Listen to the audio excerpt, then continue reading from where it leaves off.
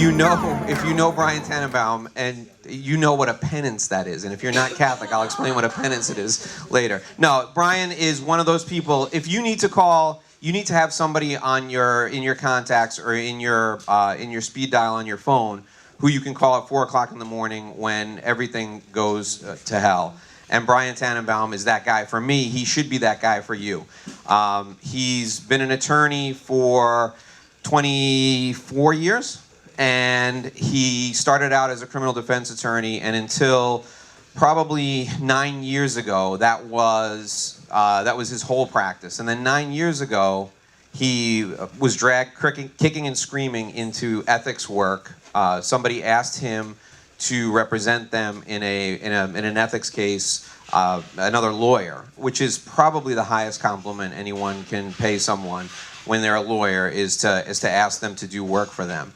And he discovered he liked it, and he has slowly but steadily converted his practice to, I would guess, between 85 and 90% ethics work now, still doing the occasional complicated criminal defense case for the 1 or 2 people in Miami who will listen to him and be compliant.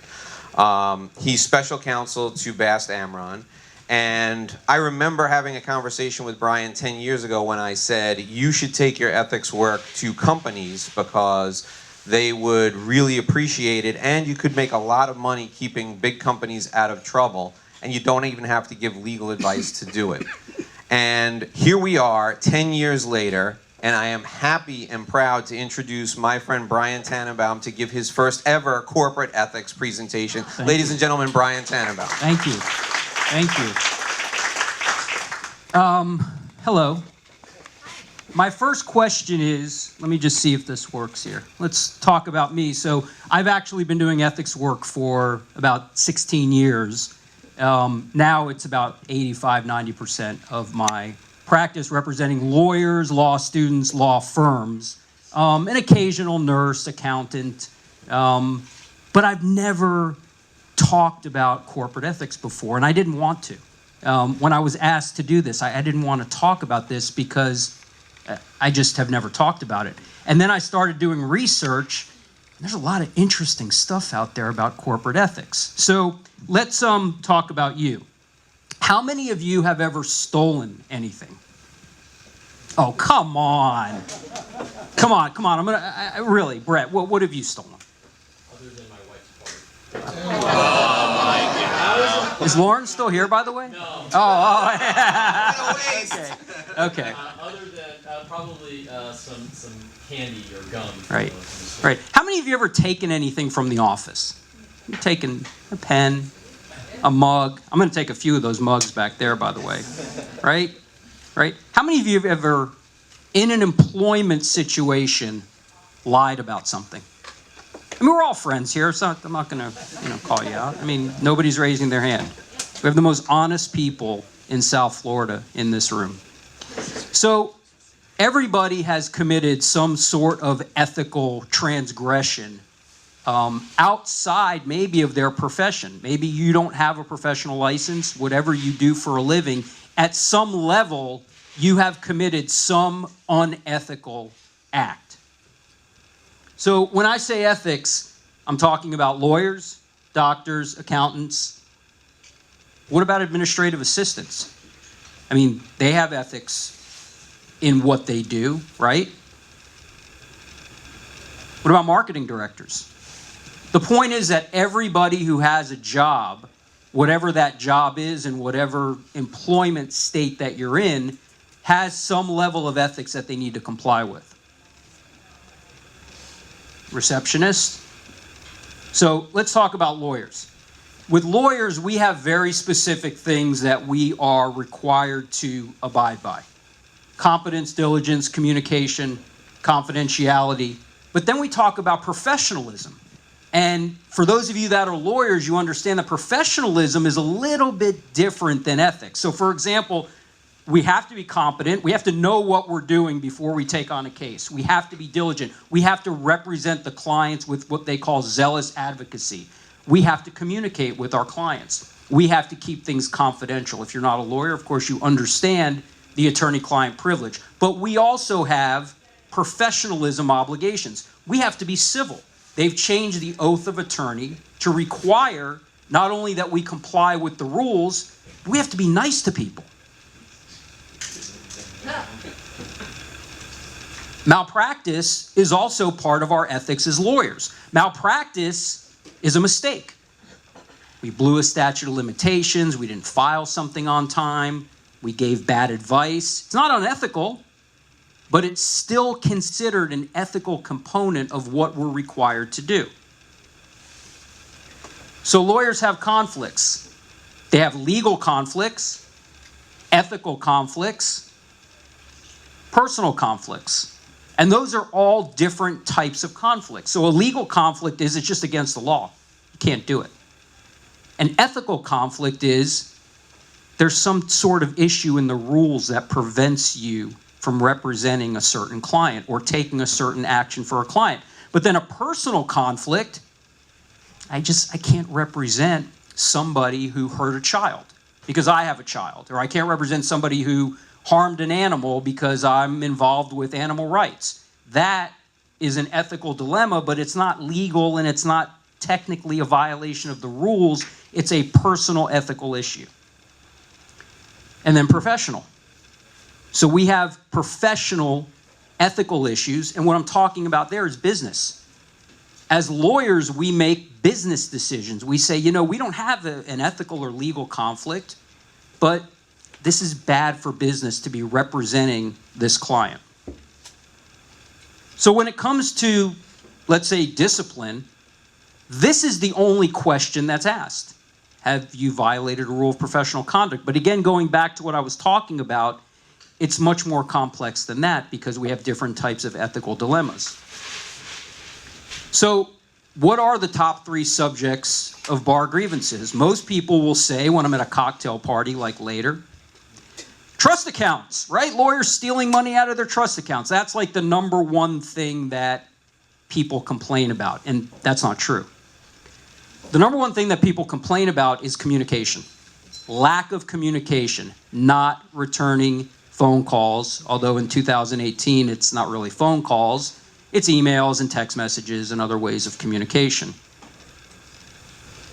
Number 2 is diligence. And the argument that I hear all the time is, well, I have a lot of cases. I'm busy. And I always tell lawyers, well, that's great, and that's terrible. Because the bar doesn't care how busy you are. If you're taking money from a client or doing it pro bono, it doesn't matter. A client deserves to be represented with zealous advocacy, with diligence and competence, and deserves communication.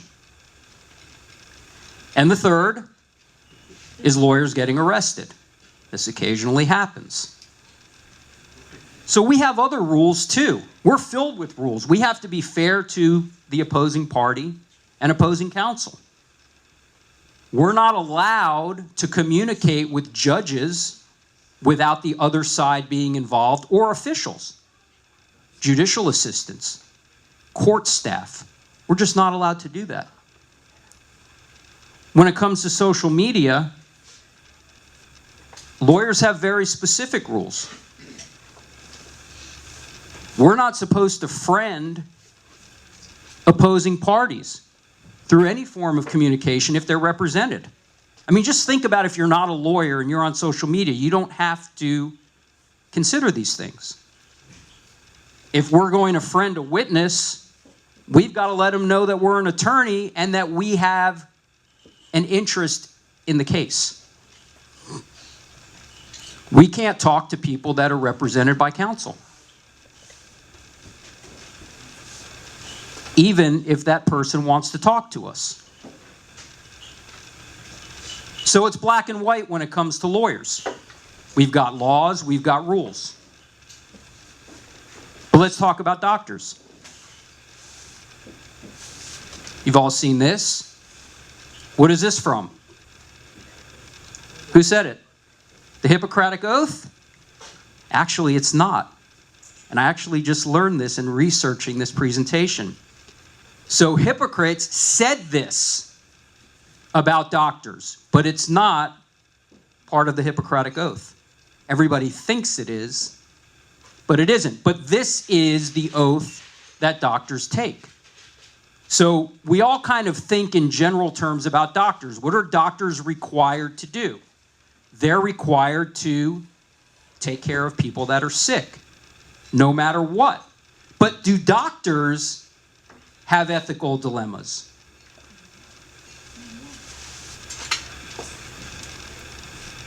This is the doctor.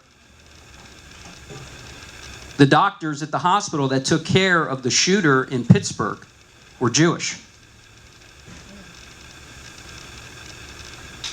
The president of the hospital is a member of the temple. And this was his statement. This was his statement. He was taken to my hospital and he's shouting, "I want to kill all the Jews," Dr. Jeffrey Cohen, president of the hospital and a member of the Tree of Life. If you go on the internet, there's a video interview of him talking about this issue of the shooter coming to his hospital and being cared for, and him looking at him in the eye and seeing that this was the individual who killed 11 people. So with doctors, we're back to black and white. There's not an issue. This is how far we've gotten. Self-driving cars will need ethics training.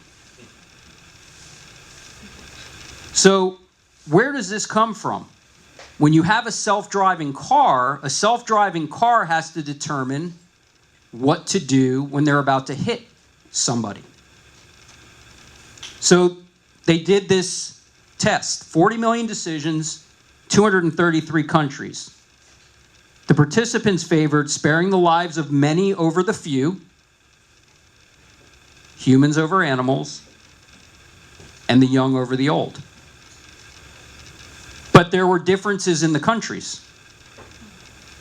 In the United States, in the United Kingdom, they favored sparing the lives of the many more than those in Taiwan and Japan. People from China favored saving the elderly over the young, more than those in France. And so the resulting question of the ethics of self-driving cars is, should the automakers take these cultural differences into account when they're making these cars? So when it comes to business ethics, it's a gray area. I mean, what are you in your job required to do? It's all based on your company. It's all based on your policies. It's all based on your culture and how you do things. There may not be rules of professional conduct. There may not be a Hippocratic Oath. So this site, BizFluent, talks about the importance of ethics. Everyone's accountable. There's security when you have ethics. Management decisions become easier. There's boundaries that create value. Policies strengthen relationships. And what I think is really important today, and we've talked about this earlier, is the issue of public scrutiny.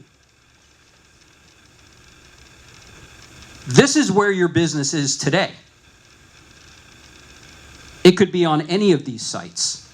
And people are free to say whatever they want. And we can't ignore the fact that a lot of things that we do in business are based on this right here. And I put Google in the middle because Google's really the center of the universe, right? That's where everybody goes, right? Why do people use the internet? Number one, for information. Number two, to find the cheapest price they can find on whatever they're trying to buy. But here's something else. I mean, there's a rating company that rates the most ethical companies. And here's some of them that have South Florida connections. And you may have used some of these corporations, and you probably know every single one of them. So here's what I found interesting about this, is that here's how they rate an ethical company. Only 10% is leadership and reputation. And a lot of us think too much of that. Well, I have a great reputation. Well, your reputation can be done by 4 o'clock this afternoon. Really doesn't matter. And governance is 15%. Look what the big parts of this are corporate citizenship and responsibility, the culture of ethics, and ethics and compliance programs. So what this says to me and what it should say to you is that it's much more about who's in charge and what the reputation of the company is. It's what are you doing to promote the ethical culture of your business or yourself. So what are like typical ethics issues? Misusing company time, lying, abuse of others, theft, internet use. We've all done this. We've all misused company time. We've all, even though like one person raised their hands, we've all lied about why we're not coming in, why we're not going to this, why this project wasn't completed. We've all done it. Abuse of others, that brings up a lot of different issues. Gossip, which I'll talk about in a minute. Theft. And theft is a really nasty word. Theft implies a crime. But theft is taking anything that doesn't belong to you. And internet use, which is something that everybody does. Relationships are a big thing. Does your company have a policy about relationships? So the expectations are obviously, number one, honesty, loyalty, which is conflict avoidance. That means who comes first? Does your company, does your business come first? Confidentiality, which is a big thing these days with social media. Employees get upset. They start typing on Facebook thinking Aunt Molly is the only person reading it, and it gets right back to the boss. Diligence, which is follow-up and completion. And so when we determine ethics, the word ethics, most people when they say ethics, they think lawyers, doctors, accountants. They don't think everybody. So we determine first, is there a rule? Is there a legal rule, like a statute, a law, a professional rule of conduct, or a policy? Is there situational ethics, which is there a workplace culture? Is there an understanding in the office, in the business, in the store, of how we're all going to operate? And do you have personal ethics? Is it just wrong? Is it just something, I always say to people when they call me and they ask me a question, I throw it back to them and I say, well, why are you calling me? I mean, I know why you're calling me. You're calling me because I'm an ethics lawyer, but you're calling me because you have a concern whether what you're about to do or what you did was the right thing. And most of the time, as I tell people, I spend my days telling people, no, you can't do that. You shouldn't do that. It's a bad idea. The fact that you're even thinking about it raises the question, should you move forward? So now I want to get into some statistics. In a 2015 Gallup poll, they took a survey at the bottom when it comes to people's perception of ethics. Who's at the bottom? Business executives. And below them, lobbyists, telemarketers, members of Congress. The 2013 Edelman Trust Barometer, only 28% of over 30,000 people surveyed believe that businesses follow ethical practices. Banking and financial services were at the bottom. In 2013, 20% of workers reported seeing misconduct in companies where ethical cultures were strong. 20% where ethical cultures are strong. In companies with weak cultures, 88% reported seeing misconduct. So from 97 to 2013, this is an interesting factor. Annualized stock market returns of the Fortune 100 best companies to work for were 11.8%, compared to 6.4% for the Russell 3000 index and 6% for Standard & Poor's 500 index. It makes a difference. It makes a difference. And now we're going to talk about millennials. And the interesting thing is, we all make fun of millennials. I do it. Everybody does it. Until you really start reading about millennials. And I'm glad that today there was some discussion about millennials, because there's some fascinating statistics. They place a high value on workplace ethics. 87% of them agree that the success of a business should be measured in terms more than just financial performance. They don't care about money as much as they care about culture and ethics. 25% thought ethics, trust, integrity, and honesty were the most important values a business should follow for long-term success. 5% thought focusing on profit was important for long-term success. And this is the most important statistic. They're the largest living generation right now. And they'll switch jobs if they're not happy with the culture and the ethics where they're working. Money is not a motivating factor for millennials. Culture, ethics are motivating factors. So if you remember anything from this presentation, it's this right here. What makes your company ethical is that everyone's able to express their thoughts and opinions. Ethics is not a top-down concept. Everybody's got to be on board or it doesn't work. And here's why. Because in this survey of Fortune 500 employees, they said employees who observed misconduct but didn't report it said they didn't report it for several reasons. 62% believed nothing would happen.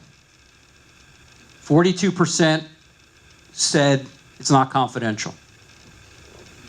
29% feared retaliation. This is where it all is right here. This is how you create the culture. You make sure that people understand that if they're going to report ethical violations, that it is confidential and something is going to be done. Employees were too afraid or felt that nothing would happen, and that's why they don't report unethical conduct, and it hurts the business. So how do we fix that? What are the two main obstacles to communication in an organization? They fear that nothing's going to happen, then it becomes a cancer in your company, and then it's too late. So let's talk about some examples of unethical conduct. I laughed when I saw this. I thought this was funny. Until I saw that.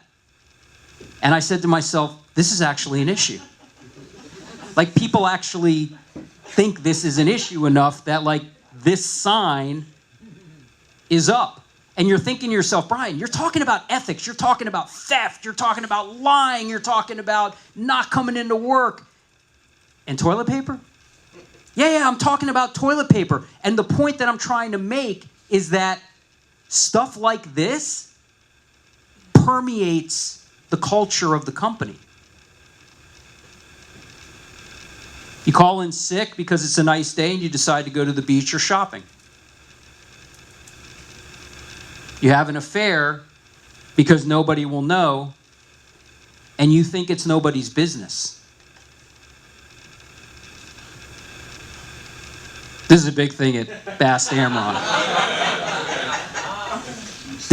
We get like an email a day about this, right? Right? But again, right? It's funny, it's cute, but it matters. I didn't pull this like out of a Bast Amron email. I got this from like reading research on the internet. This is something that goes on. This is something that creates a problem in companies. This is a big thing with me.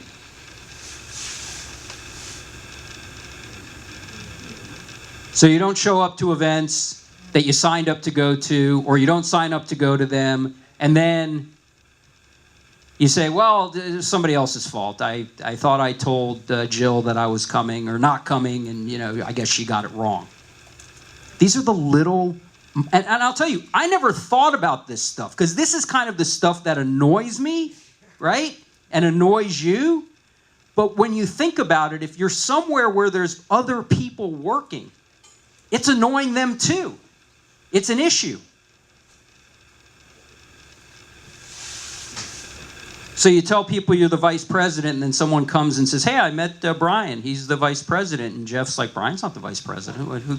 And then, you come to me, and I'm like, I didn't tell him I was the vice president. I told him I worked there. I don't know where he got that from. Taking office supplies. Because, I work from home, so I'll just take, a box of pens and stapler and a few rolls of tape. Or I'm working too much, so I deserve, an extra glass coffee mug.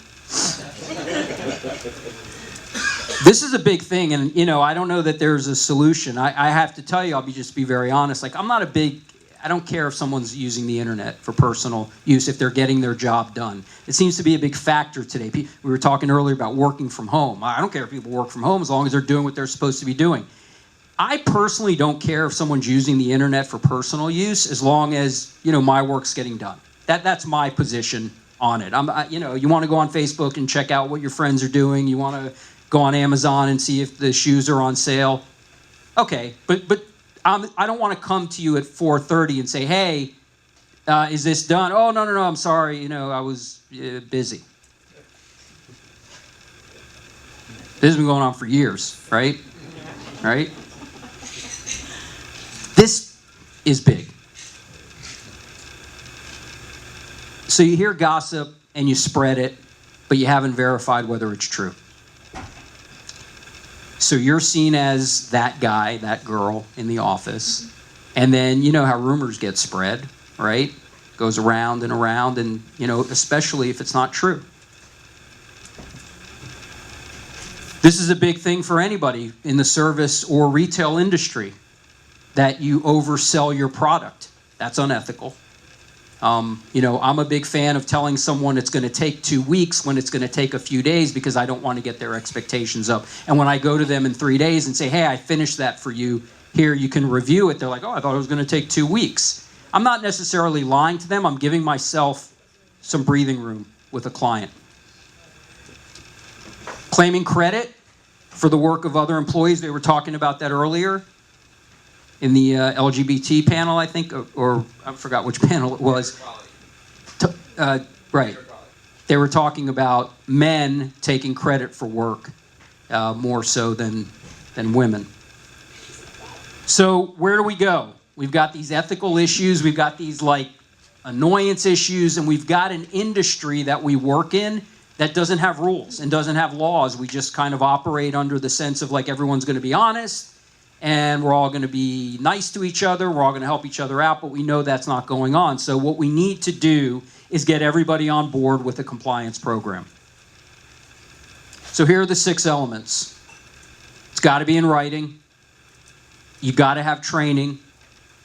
You got to have company resources that provide advice on ethics issues, and that can be somebody in the office.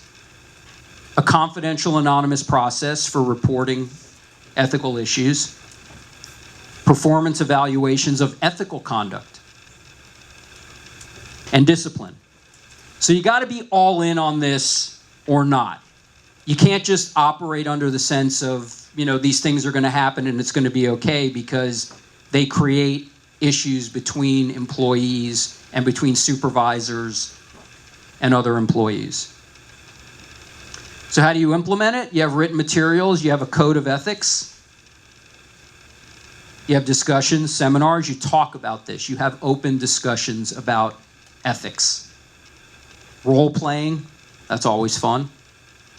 And follow up and recognition. And you're thinking, well, what am I going to say?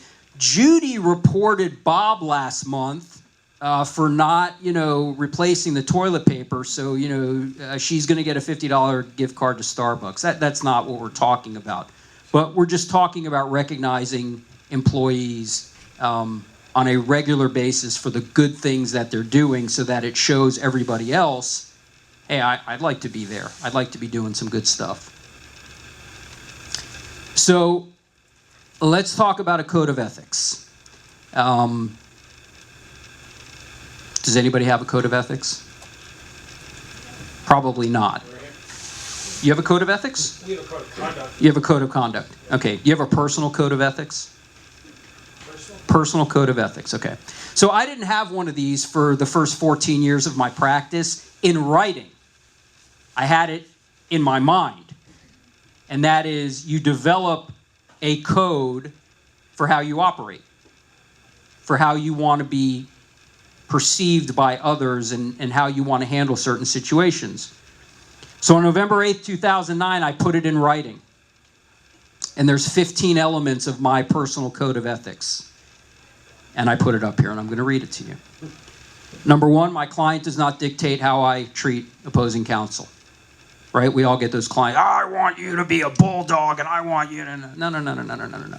I'm not doing that. The guy's actually a friend of mine, and that's going to help you. And I will tell you that there's been times, and if you're a lawyer, you understand this, where I didn't get that case because I was very honest with the client and said, listen, I'm friends with this guy. Oh, then I don't want you as my lawyer. I want somebody who hates this guy. Okay, well, that's not me.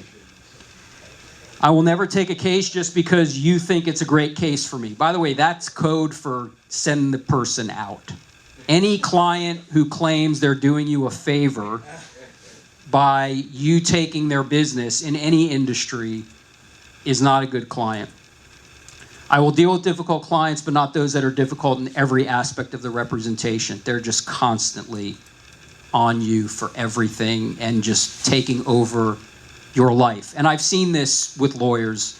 They'll call me and they'll say, I have this client. I just can't deal with the client. He pays his bills, but he's calling me on Sunday and then Monday morning and then Monday afternoon, wants me to do, I can't do it anymore. I won't deal with that. I'm not in the referral fee business. Lawyers are permitted to give referral fees for referring business. There's nothing unethical about that, but I'm not in that business. I'm not going to develop a relationship with a lawyer just because they want to try to earn some referral fees from sending me business. I want them to send me business because they think I'm a good lawyer and I'll help their client or their friend, but that's it. I will communicate with lawyers informally via phone, hallway conversations until I'm given a reason not to do so, not the reverse. There are relationships that develop with lawyers where I'm not talking to this guy anymore unless it's in writing. Nothing. I don't start that way. And I don't care what somebody's told me about that lawyer. And that's number 6. I will not judge you as a lawyer based on what others say unless you prove to me you are the jerk, liar, scumbag everybody else says you are. So a lot of times I get a case and, I talk to someone like, oh, that guy. You can't trust him. Don't trust him. Okay, I'm going to give him a little short leash here. And then when I have that experience, then I'll deal with it that way. But I'm not going to deal with it because somebody in the manner that you think I should because you've had a bad experience. Maybe it's you. I'm not handling your legal matter if it's not something that I do. We're going back to competence. Okay? I get asked to do stuff all the time because clients have a perception, well, you're a good lawyer. Right? I mean, this is like, if you're a lawyer, when you got out of law school, what happened? Like, your parents and your cousins and everyone was calling you about, like, every dispute they had with every business in the world. And you're like, well, I'm a prosecutor. I do employment. I don't know. But can't you just write a letter? Can't you just write a letter? And then what's going to happen after I write the letter and I get a letter back from a lawyer? Then I don't know what I'm doing. So I'm not doing that.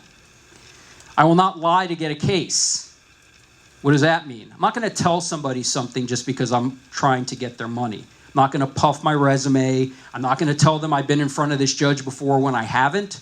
I'm not going to tell them I've experienced this. A lot of times clients have these expectations. They're like, here's the 12 facts of my case. Have you ever had a case like that?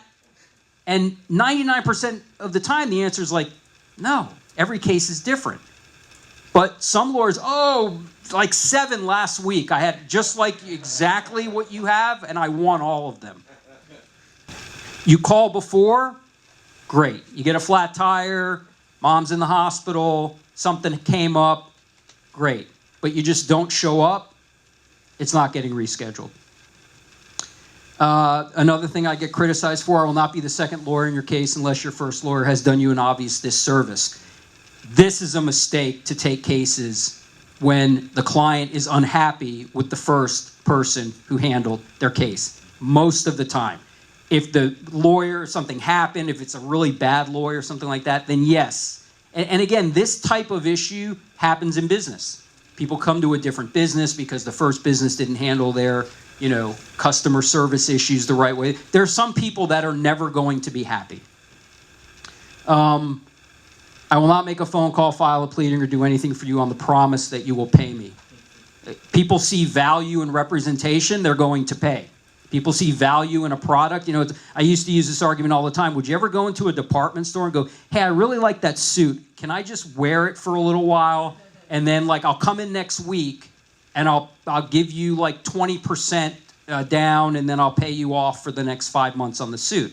No, it's just like going to a restaurant. You eat the food, you pay for it. Same thing with a product or service. I'm the only person who gives legal advice. Stop asking my assistant for legal advice. That's a bad move, and that's a big business, legal, ethical issue. The line of communication in telling a client or a customer something has to be singular, because clients will play off of what they've heard from other people. Well, I talked to your assistant today, and she told me, that's not the case. So that's your fault. You have to tell the people in your business, here's what you're authorized to tell people, these types of things. For example, in my office, my assistant's allowed to tell clients if they have an upcoming court date. That's on the calendar, something's coming up, sure. But that's pretty much it. Everything else is going to come from me, because there's going to be questions about what was told to them, and it makes my life easier, my assistant's life easier, if it all just comes from me.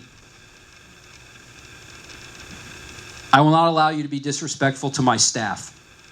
If you've ever read the book Nuts, which is the story of the beginning and the success of Southwest Airlines, if you haven't, I really commend you to this book. It's a great, great book about how this airline got off the ground. They have the same policy. They will not tolerate flyers who mistreat flight attendants and pilots and gate agents. I will not tolerate a client. I don't care who the client is. Do not be rude to my staff.